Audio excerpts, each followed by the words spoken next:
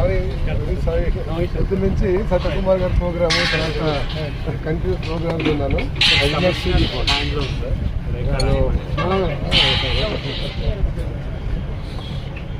So it's your program. Our program.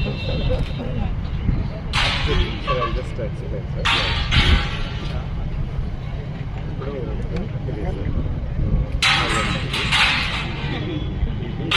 Party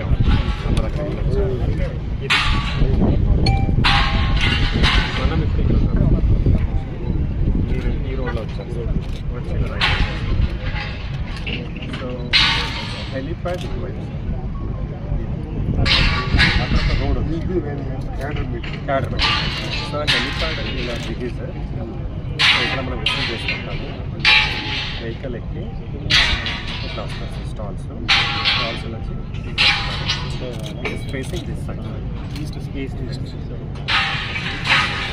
so జనాలు ఇలా వస్తారు సార్ అండ్ వాళ్ళకి ప్రెసెంటేషన్ స్టాల్స్ రివాల్స్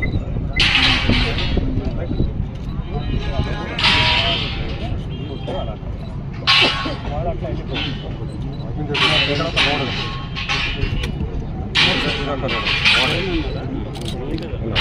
ఇది ఎన్హెచ్ కాబట్టి ఎన్హెచ్ పైన మనం డిపెండ్ అయిపోయింది.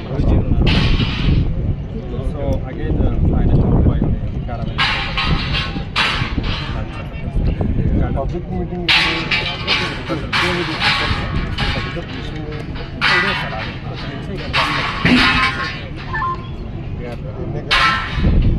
Sir this is huge area ఉంది సార్. మనకు కావాల్సింది 250 feet by 130 5,000 members. కొద్దిగా తప్పది ఇది లొకేషన్ దగ్గర యూజువల్లీ 1 kilometer దూరంలో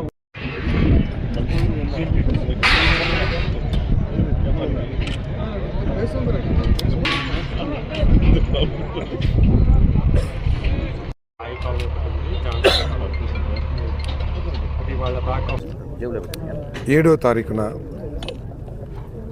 జరగబోయే మీటింగ్కి సంబంధించి ఎమ్మెల్యే గారు, కార్యకర్తలు, కూటమి నాయకులు అందరూ కలిసి ఏ విధంగా ఈ కార్యక్రమాన్ని విజయవంతం చేయాలి. ఈ కార్యక్రమం అన్ని కార్యక్రమాల మూలంగా లాగా కాకుండా చీరాలకు ఒక ప్రత్యేకమైన కార్యక్రమం. ప్రగడ కోటయ్య గారు రిప్రజెంట్ చేసిన నియోజకవర్గం, నేతన్నలు ఎక్కువగా ఉన్న నియోజకవర్గం. మరి ఆ నియోజకవర్గంలో మరి కార్యక్రమాన్ని ఘనంగా నిర్వహించాలని చెప్పేసి అందరూ కూడా మరి డిస్కస్ చేయడం జరిగింది. ఇంతకుముందు 2 సార్లు సీఎం గారి ప్రోగ్రాం ఫిక్స్ అయినా కూడా అనివార్య కారణాల మూలంగా క్యాన్సిల్ అయింది. బహుశా నేతన్నలకి చేసే గొప్ప కార్యక్రమం ఈ ప్రాంతం నుంచి, ఈ నియోజకవర్గం నుంచి ప్రారంభించాలని రాసిందేమో, అందుకనే అయిందని చెప్పేసి అందరూ కూడా సంతోషపడతా ఉన్నారు. మరి నేతన్నల సేవలో మేము ఎన్నికల్లో మేనిఫెస్టోలో పెట్టకపోయినా, ఎన్నికల్లో చెప్పకపోయినా కూడా ముఖ్యమంత్రి గారికి ఈ నేతన్నల మీద ఒక ప్రత్యేకమైన, ఎందుకంటే అనేక సందర్భాల్లో క్యాబినెట్లో చర్చ వచ్చినప్పుడు బలహీన వర్గాలకి సంబంధించిన కార్యక్రమాల పట్ల నేతన్నల పట్ల ముఖ్యమంత్రి గారికి ఒక ప్రత్యేకమైన శ్రద్ధ అనండి, లేకపోతే అభిమానం అనండి, అంటే అందరి మీద అభిమానం ఉంటుంది. వాళ్ళ కష్టం, వాళ్ళు పడే నష్టాలు, వీటన్నిటి మీద పూర్తిగా అవగాహన ఉన్న పరిస్థితిలో ఏదో చేయాలనే ఆలోచన ముఖ్యమంత్రి గారు ఎప్పుడు వ్యక్తపరుస్తూ ఉండేవాళ్ళు. మరి ఎన్నికల్లో చెప్పకపోయినా కూడా మరి నేతన్నల సేవలో కార్యక్రమాన్ని 25,000 రూపాయలు, దాదాపు 50,000 మందికి పైబడి వృత్తిలో ఎవరైతే ఉన్నారో వాళ్ళకి ఇచ్చే కార్యక్రమం చేస్తూ ఉన్నాం.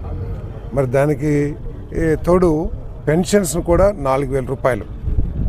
గత ప్రభుత్వంలో ఇవన్నీ ఏదైతే విద్యుత్తు ఏదైతే ఇవ్వలేదో ఆ విద్యుత్తును కూడా హ్యాండ్లూమ్స్ అయితే 200 యూనిట్లు, పవర్ లూమ్స్ అయితే 500 యూనిట్లు కూడా ఇచ్చే కార్యక్రమాన్ని చేస్తున్నామని చెప్పేసి మీకు మనవి చేస్తా ఉన్నాను. మరి ఈ కార్యక్రమాన్ని ఇక్కడి నుంచి ప్రారంభించడం నిజంగా మా కూటమి ప్రభుత్వానికి చాలా సంతోషించదగ్గ విషయం అని కూడా తెలియజేస్తాను. మరి అంతేకాకుండా ఈ ప్రభుత్వం ఏదో సంక్షేమ కార్యక్రమాలు ఒక్కటి చేసి నా బాధ్యత అయిపోయిందని చెప్పేసి తప్పించుకునే ప్రయత్నం చేయట్లా. ఏ ప్రభుత్వమైనా సరే పేదవాళ్ళకి ఇచ్చే సంక్షేమ కార్యక్రమాలను 10 కాలాల పాటు కొనసాగించాలంటే వేరేగా కూడా ఆలోచించాల్సిన అవసరం ఉంది.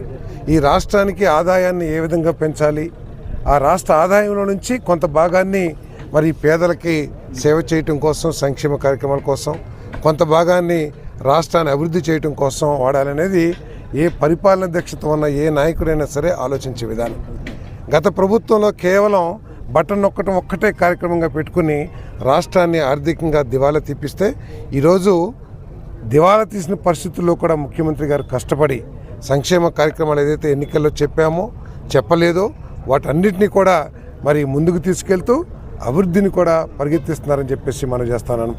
రోడ్లు, రహదారులు కానివ్వండి, మరి మొన్ననే చూశారు మీరు Alluri Sitaramaraju international airport, Bhogapuram airport, అది ఈ రాష్ట్రాన్ని మరి పూర్తిగా ముఖచిత్రం మార్చేస్తామని చెప్పేసి కూడా మనం చేస్తున్నాను.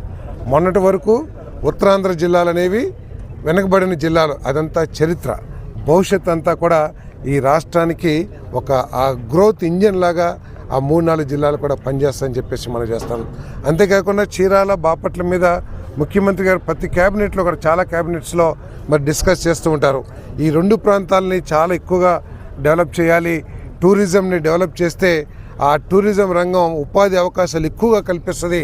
హోటల్స్ కానివ్వండి, రెస్టారెంట్స్ కానివ్వండి, అనేక మందికి ఉపాధి కల్పించే అవకాశం ఉంటుంది. కాబట్టి ఈ 2 ప్రాంతాలని టూరిజం డెవలప్ చేయాలి. ముఖ్యమంత్రి గారి దగ్గర ఉన్న గొప్ప విషయం ఏంటంటే ఆయన ఏదో చెప్పేసి చేయండి అని చెప్పరు. ఏదైతే ఆయన నమ్ముతారో ఆ విషయాన్ని ఎగ్జిక్యూట్ చేసే వరకు కూడా, అంటే ఇక్కడ టూరిజం రంగం రావాలంటే ఏదో ఒక హోటల్ పెట్టేసి వచ్చేస్తుంటే రాదు. దానికి కనెక్టివిటీ, ఈ చీరాలని, బాపట్లని దేశంలో ముఖ్య నగరాలకి కనెక్టివిటీ ఏ విధంగా చేయాలి, హైదరాబాద్కి ఏ విధంగా కనెక్టివిటీ చేయాలి, లేకపోతే బెంగళూరుకి ఏ విధంగా కనెక్టెడ్ రోడ్స్ని, రోడ్ నెట్వర్క్ని డెవలప్ చేస్తూ మరి అన్ని రంగాలు కూడా ఎకో సిస్టమ్ డెవలప్ చేసే కార్యక్రమం చేస్తూ ఉన్నాం.